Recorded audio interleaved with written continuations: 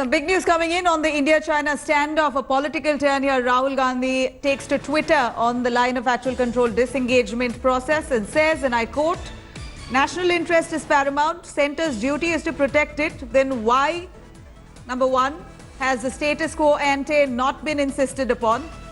Number two, why is China allowed to justify the murder of 20 unarmed Jawans in our territory?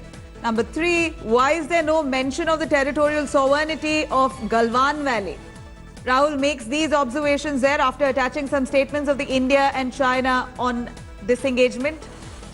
Here we're looking at Rahul Gandhi taking to Twitter, pulling up the government yet again. Rahul Gandhi time and again has led the party's sharp criticism there against the centre over the India-China standoff.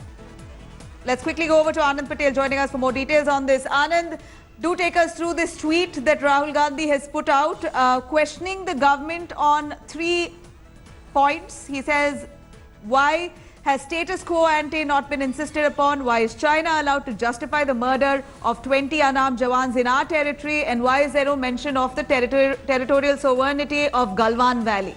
Please do take us through these points that Rahul Gandhi has made, even as he comes under criticism for not attending any committee sessions on the defence.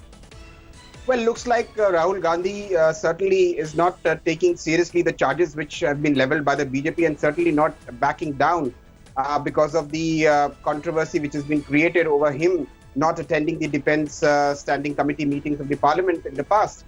So clearly Rahul Gandhi picking up the finer points of the two statements which have been released by the government of India and the Chinese Foreign Ministry after the high-level talks held between Ajit Doval from Indian side and the Chinese Foreign Minister Yang Yi.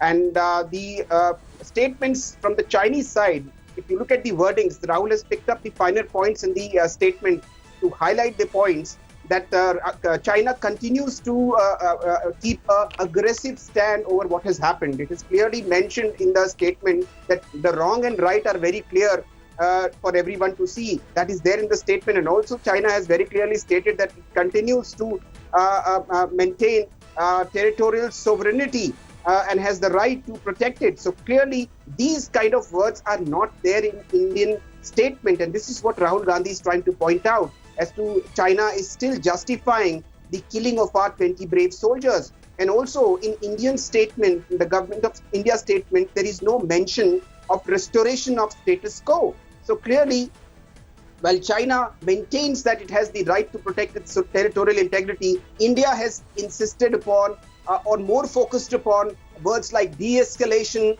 on the border and disengagement between the troops to maintain peace and tranquility. So Congress party and particularly Rahul Gandhi questioning the kind of statement which has been issued by the government of India, which are more of conciliatory tone. As far as the Chinese are concerned, they are very aggressive. So looks like even as there are signs of de-escalation on the border, the political face-off in India's domestic polity is not going to ease off anytime soon. All right, Anand Patel, thank you very much for joining us with those details. We're looking at Rahul Gandhi taking to Twitter, pulling up the government on the India-China standoff, asking some questions despite he himself receiving criticism for not attending the Committee on Defence. Hello everyone, this is Rahul Kamal here. Hope you enjoyed this video.